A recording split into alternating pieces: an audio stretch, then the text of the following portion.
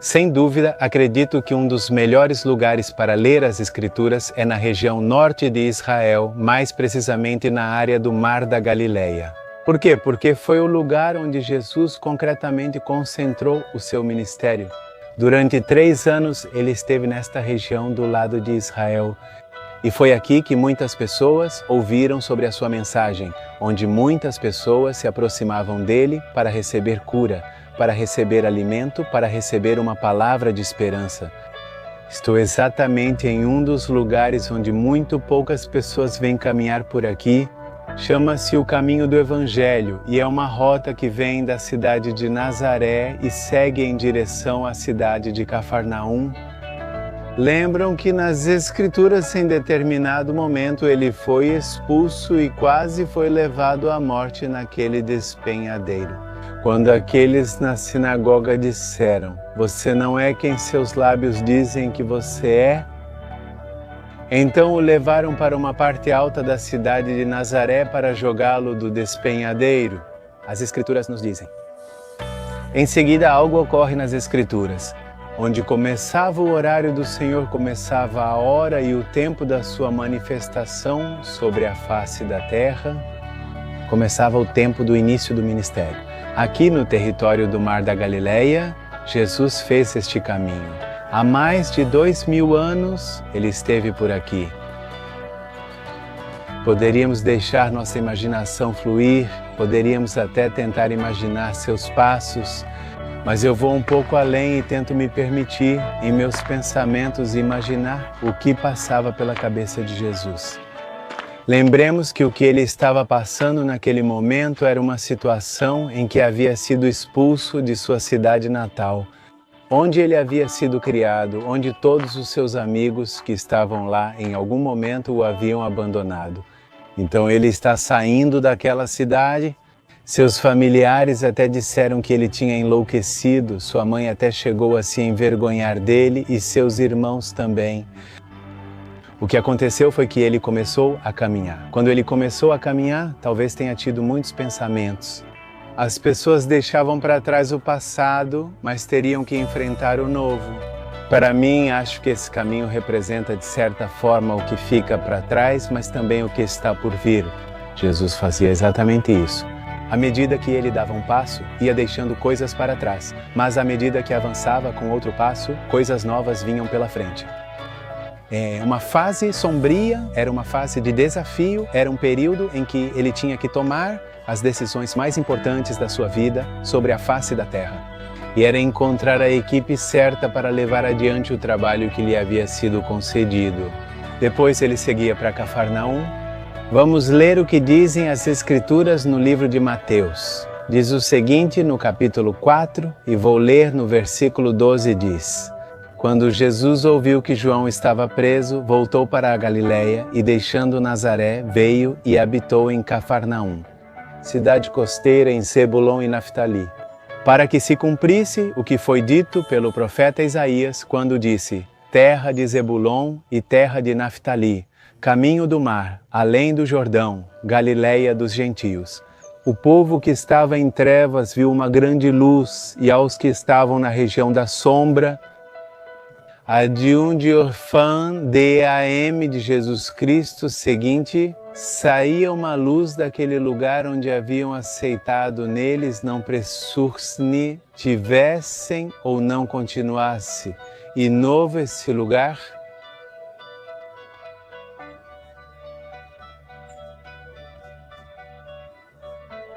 A cidade de Cafarnaum é a cidade onde os milagres foram vistos.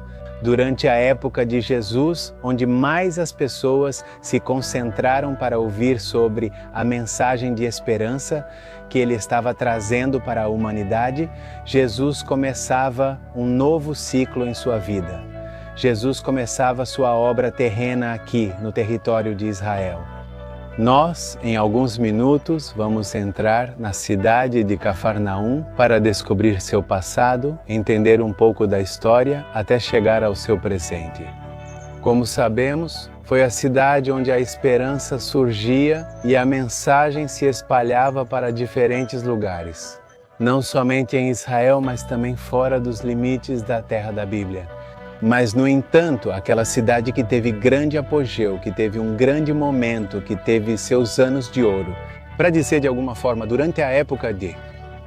Também a cidade que hoje está sepultada sob escombros, apenas restos arqueológicos é o que temos lá. Não há pessoas que habitam esse lugar, mas, no entanto, em outras cidades onde Jesus se movimentou, ainda há pessoas habitando. Misteriosamente, é a cidade que foi chamada de Cidade de Jesus. As Escrituras também nos dizem, e ouviu-se que Jesus estava em casa. É misteriosamente a cidade que até hoje se encontra sepultada sob os escombros e a história que os arqueólogos podem nos trazer até hoje. Não percam mais um episódio de Conhecendo Israel com a Bíblia na mão. Assim, lá vamos nós em direção à cidade de Cafarnaum. Como podemos ver, nós vamos começar no que seria o lugar número 3.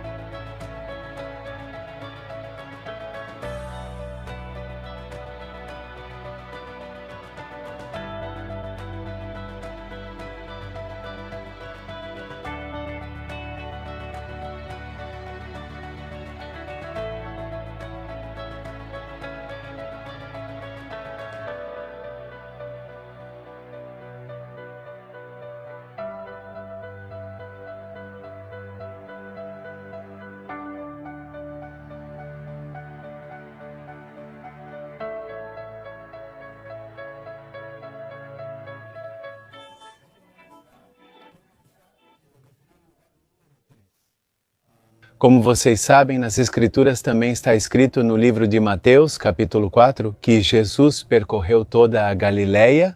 Assim como percorreu toda a Galileia, podemos supor que também visitou outros lugares além de Cafarnaum. Nas Escrituras, no livro de João, é mencionada a região de Tiberíades. Mais ou menos. O Senhor fez um tipo de triângulo. Da região norte da Galileia, ele atravessava o mar para o outro lado quando buscava a solidão, certo? Lembremos que também por aqui havia muita gente que se aproximava dele. Nós vamos percorrer um pouco este lugar, vamos conhecer um pouco do que se trata. Na verdade, é um parque nacional. Então vamos ver um pouco o que ele oferece e o que ele tem. Para a próxima vez que vocês visitarem Israel, talvez considerem estar neste lugar, de um lugar para outro, caminhar alguns passos.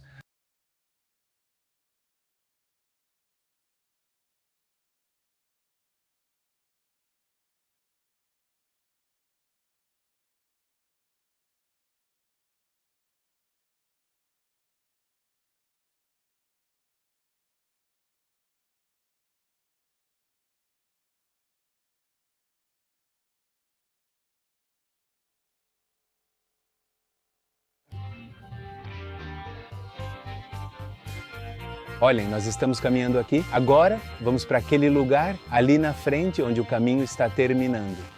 E o lugar que acabamos de deixar está exatamente ali. Vejam o caminho ali atrás. Não sei se conseguem ver as pessoas, parecem paradas conversando.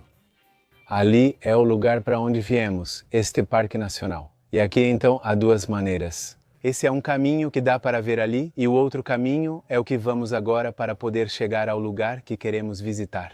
Agora que é a Igreja Ortodoxa Grega. Bem, quando vocês chegam, se deparam com uma porta assim como essa que está escrita nesse idioma. Vocês vão ver a cruz, a porta pequena no centro. É por ela que vocês vão entrar neste local para poder conhecer o que há dentro. Vamos ver o que tem lá dentro. A Igreja Ortodoxa Grega foi construída no ano de 1931, está edificada no meio das ruínas da antiga vila romana Kfar Nahum Cafarnaum. Ao redor da igreja, os restos da vila ainda não foram escavados. A área sob o controle da Igreja Ortodoxa é de cerca de 6 hectares. A vila foi estabelecida no período helenístico e foi projetada de acordo com o planejamento urbano de linhas retas daquela época. Cafarnaum prosperou nos períodos romano e bizantino e foi destruída durante a conquista persa no ano 12 depois de Jesus. A igreja é conhecida como dos 7 apóstolos, mas também como a igreja dos 12 apóstolos. A tradição diz que foi aqui o lugar onde Jesus escolheu 7 dos seus 12 apóstolos. É por isso que se pode ver as cúpulas de uma cor vermelha clara. O acesso a este lugar é gratuito e dentro da edificação há pinturas de grande valor. Lá você pode ver pinturas em forma de ícones sobre o livro das Revelações, assim como histórias do Antigo Testamento. Entre as pinturas que se destacam está o Milagre da Tempestade e também há muitas outras. Um móvel que se acredita ser da época do Segundo Templo. Acredita-se que aqui era a área onde ficavam os barcos e onde hoje está a sinagoga. Seria o lugar onde as pessoas viviam? À beira do mar da Galileia. Em alguns minutos vamos entrar na número 1, poderíamos chamá-la assim na lista que tínhamos para hoje, a cidade de Cafarnaum, onde Jesus concretamente concentrou sua mensagem. No livro de Lucas, capítulo 4, versículo 31, nos diz o seguinte: Jesus desceu a Cafarnaum, cidade da Galileia, e ensinava-lhes nos dias de sábado. E se admiravam de sua doutrina, porque sua palavra era com autoridade. Havia na sinagoga um homem que tinha um espírito de demônio imundo, o qual exclamou em alta voz, dizendo: Deixa-nos, o que você quer conosco? Jesus Nazareno, veio nos destruir? Eu sei quem você é, o Santo de Deus. Jesus o repreendeu, dizendo: Cale-se e saia dele. Então o demônio, derrubando-o no meio deles, saiu dele e não lhe fez nenhum mal. E todos ficaram maravilhados e falavam uns com os outros, dizendo: Que palavra é esta que com autoridade e poder ordena aos espíritos imundos? E eles saem, e sua fama se espalhava por todos os lugares ao redor. As Escrituras nos dizem, eu estou lendo, lembrem-se do hebraico para o espanhol. É uma das Bíblias que vocês podem ganhar de presente. Aqueles que quiserem se tornar parceiros ministeriais, lembrem-se de visitar o site Vozes de Israel. Lá vocês podem ganhar uma dessas de presente. A Bíblia afirma claramente que ele ensinava nos dias de descanso. Qual era esse dia? O dia do Shabat, o 7º dia da semana no calendário hebraico. Eu já havia explicado e ensinado àqueles que fizeram os cursos virtuais. O que era e o que representava esse 7º dia da semana no calendário hebraico e na agenda para o povo judeu? Jesus estava em Cafarnaum ensinando no dia de descanso, segundo a Bíblia, e sua fama se espalhava por toda a região. Por quê? Outras traduções dizem que sua fama se espalhava por diferentes setores, por diferentes áreas. No hebraico diz.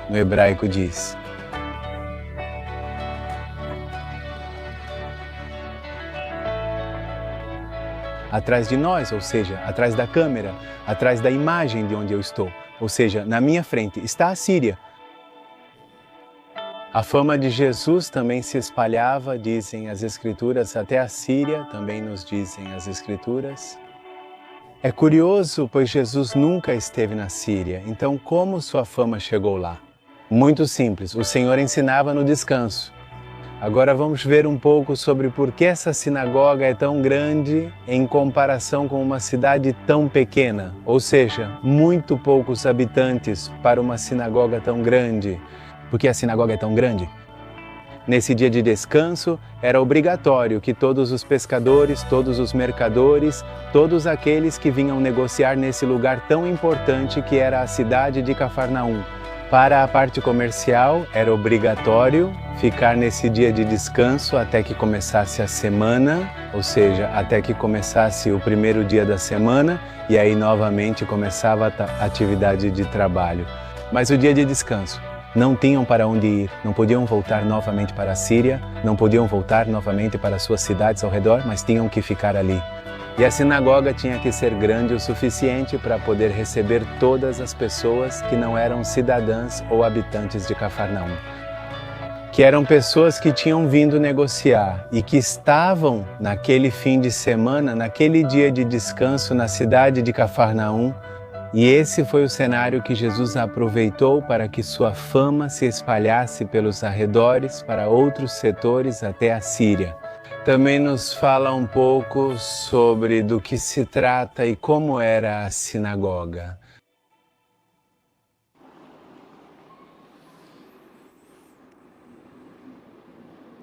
As ruínas de uma grande sinagoga foram identificadas em 1866 durante uma investigação do cartógrafo britânico capitão Charles Wilson.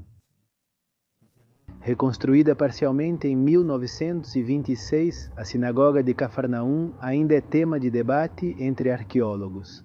O fato é que a sinagoga que podemos ver aqui não foi exatamente a mesma que Jesus viu e a qual os evangelistas fazem referência. O que se pode afirmar é que ela está localizada no mesmo lugar onde ficava a sinagoga original da época do Segundo Templo. Ou seja, ela é a sinagoga onde Jesus passou a maioria dos dias de descanso. Em Cafarnaum, o que podemos ver hoje é construído com pedra calcária amarela e está apoiado sobre os alicerces de pedras de basalto.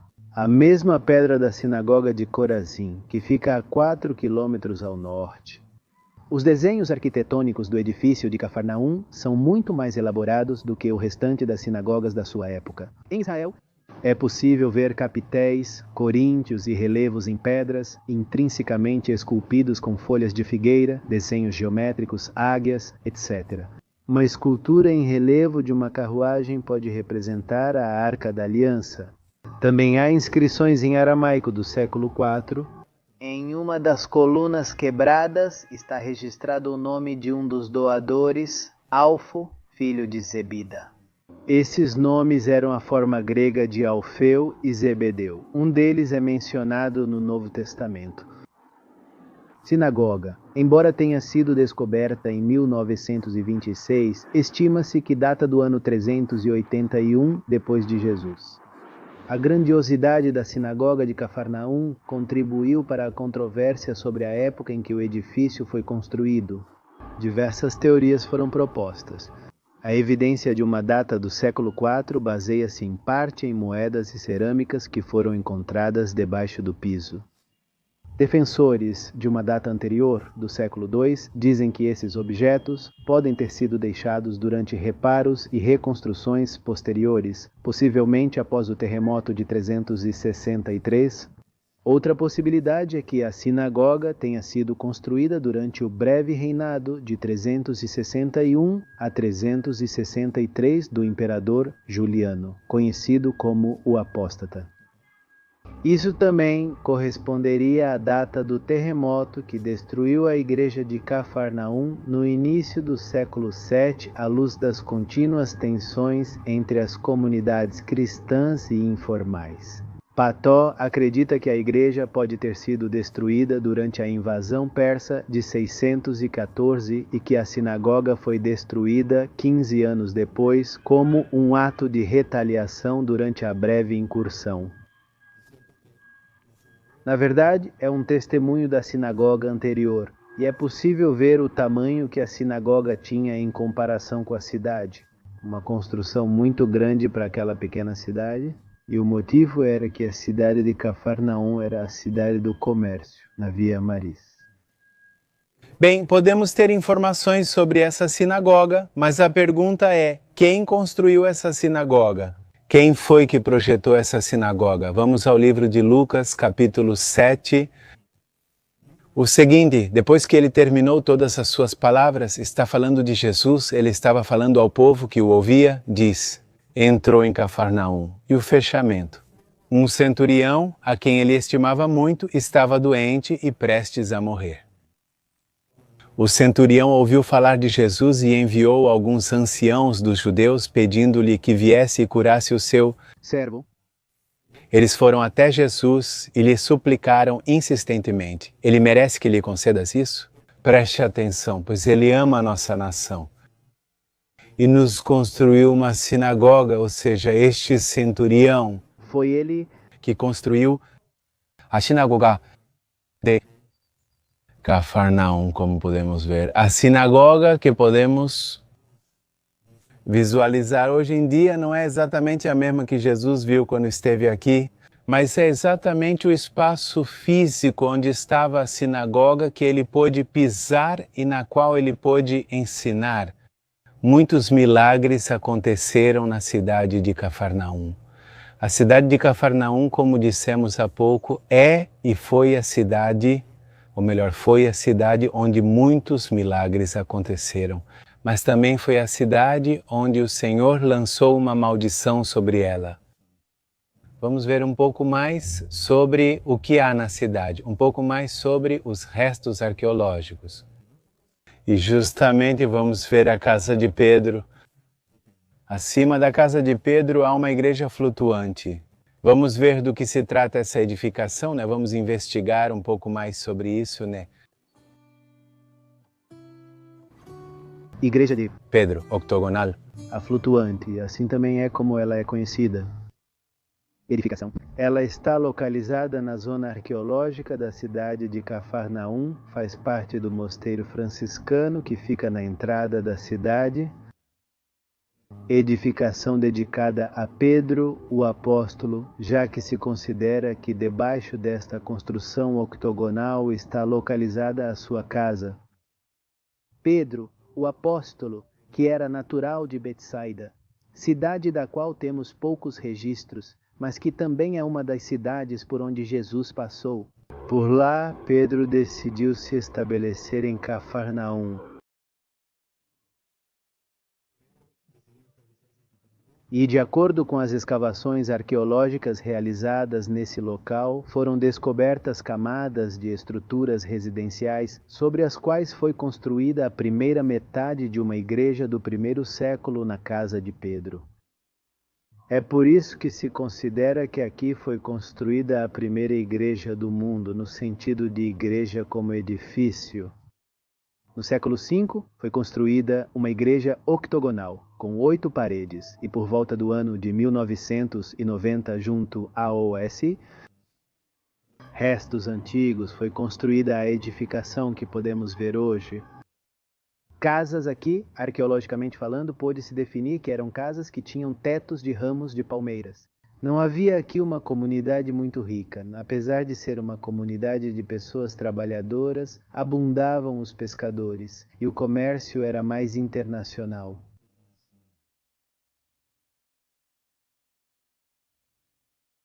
Cafarnaum era uma cidade portuária e esse foi o cenário perfeito para a mensagem de Jesus. Pode-se dizer que Cafarnaum foi uma espécie de igreja-aeroporto, já que muita gente que ouvia a mensagem não era dessa cidade. Muitos vinham e iam embora, mas levavam a mensagem de Jesus e onde chegavam falavam de Jesus, da cidade de Cafarnaum. A casa de Pedro, sem dúvida, foi o lugar de onde ele entrava e saía. Foi a casa onde quem chegava doente saía curado. Perdido encontrava um rumo, quem estava endemoninhado recebia admiração. Essa foi a casa onde a presença de Deus se tornou visível e palpável na época do Segundo Templo. Essa foi a casa modelo a qual muitos hoje devemos imitar. Como ouvimos, Pedro, o apóstolo, nasceu na cidade de Betsaida. Nós vamos fazer um episódio sobre essa cidade, então fiquem atentos. Acessem também o site para obter mais informações sobre como é a agenda das próximas sessões do Conhecendo Israel com a Bíblia na mão. Algo que Cafarnaum também pode nos dizer é que, se vocês se lembram, houve um fato muito interessante, onde colocaram um deficiente, um paralítico, pelo telhado da casa. Lembram? Isso aconteceu na cidade de Cafarnaum. Lembram que também curaram muitos endemoniados. Isso acontece em Cafarnaum. Lembram que havia aqueles que tinham dito que o Senhor e seus discípulos não pagavam os impostos e que o Senhor vê Pedro entrar com o rosto meio entristecido e lhe diz: vai e pesca. E o primeiro: que homem perguntava uma moeda, e isso vai ser para você pagar seu imposto? Isso aconteceu em Cafarnaum, dizendo que os famintos estavam saciados.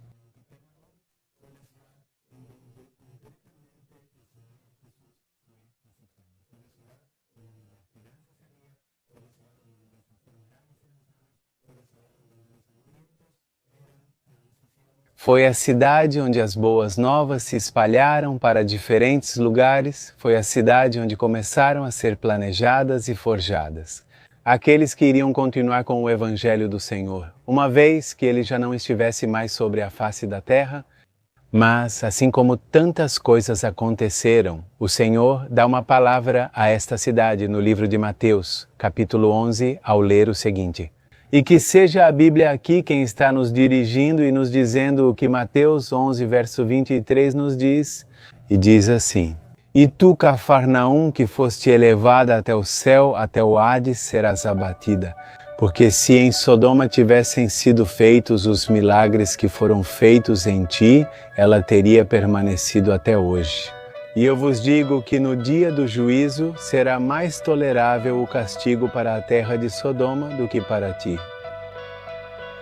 Olhem que interessante o que diz aqui. Apesar de tudo de ruim que aconteceu em Sodoma, o Senhor diz que será mais tolerante no dia do juízo para Sodoma do que para Cafarnaum. Por que a cidade de Cafarnaum? Hoje em dia ela tem várias mensagens para nos dar, mas eu quero compartilhar com vocês antes de terminarmos este vídeo de hoje da seguinte maneira. O Senhor Jesus nasce na cidade de Belém, o Senhor é criado na cidade de Nazaré, o Senhor morre e ressuscita na cidade de Jerusalém. Essas três cidades eram fundamentais e foram fundamentais durante a passagem de Jesus sobre a face da terra.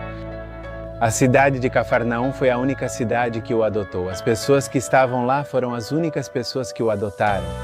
Em Belém quiseram matá-lo quando era pequeno, lembram? O rei Herodes ordenou matar todas as crianças menores de 2 anos para eliminá-lo. Em Nazaré acabam expulsando, lembram? Quando começamos com o vídeo, vimos o caminho de Nazaré até Cafarnaum, que iam jogar o Senhor daquele monte para matá-lo. A cidade de Jerusalém, o lugar onde estava a casa de Deus, era o epicentro das coisas relacionadas ao templo, aos sacerdotes, a todos os rituais daquela época. Porém, foi o lugar que rejeitou Jesus. A religião foi quem enviou Jesus à cruz, a religião foi quem disse: não é aquele que temos que esperar, não é aquele que tinha que vir, não é ele, crucifiquem-no. Mas Cafarnaum, que foi o lugar onde foram aceitos, previa outro resultado. Dissemos, essas 3 cidades até hoje são habitadas. Jerusalém tem milhões de habitantes, Jerusalém tem habitantes, Nazaré tem habitantes, Cafarnaum, como pudemos ver, 0 habitantes. Não há cidadãos lá, não restou ninguém de Cafarnaum. A resposta. O Senhor deu a profecia, o Senhor disse, não vai restar absolutamente nada. Assim como foste elevada até o céu, até o Hades, serás abatida. Por que o Senhor respondeu assim? Por que disse aquilo? Porque, na verdade, aquelas pessoas que o procuravam, não o procuravam por quem ele realmente era, mas sim pelo que ele era capaz de fazer. Sim, irmão, irmã, amigo ou amiga que me assiste do outro lado da tela, escute muito bem o que acabei de dizer, preste muita atenção no que acabei de dizer. Aquelas pessoas não o buscaram por quem ele realmente era, aquelas pessoas o buscaram pelo que ele era capaz de fazer. Ele era curador, curou doentes, era provedor, deu alimento a muitos, era uma pessoa que trazia ordem, deu muitas mensagens, ele era uma pessoa que trazia esperança. Ele foi quem veio para conectar o que havia sido quebrado com o primeiro homem, esse era Jesus. Mas aquelas pessoas só se interessaram pelos resultados que ele podia trazer, ou seja, pelo que ele era capaz de fazer. Aquelas pessoas o seguiram porque precisavam comer, aquelas pessoas o seguiram porque precisavam ser curadas, aquelas pessoas o seguiram porque queriam uma palavra para a alma, aquelas pessoas não o seguiram porque tinham entendido que Jesus era o Filho do Deus Altíssimo, aquele que Deus havia enviado à face da terra.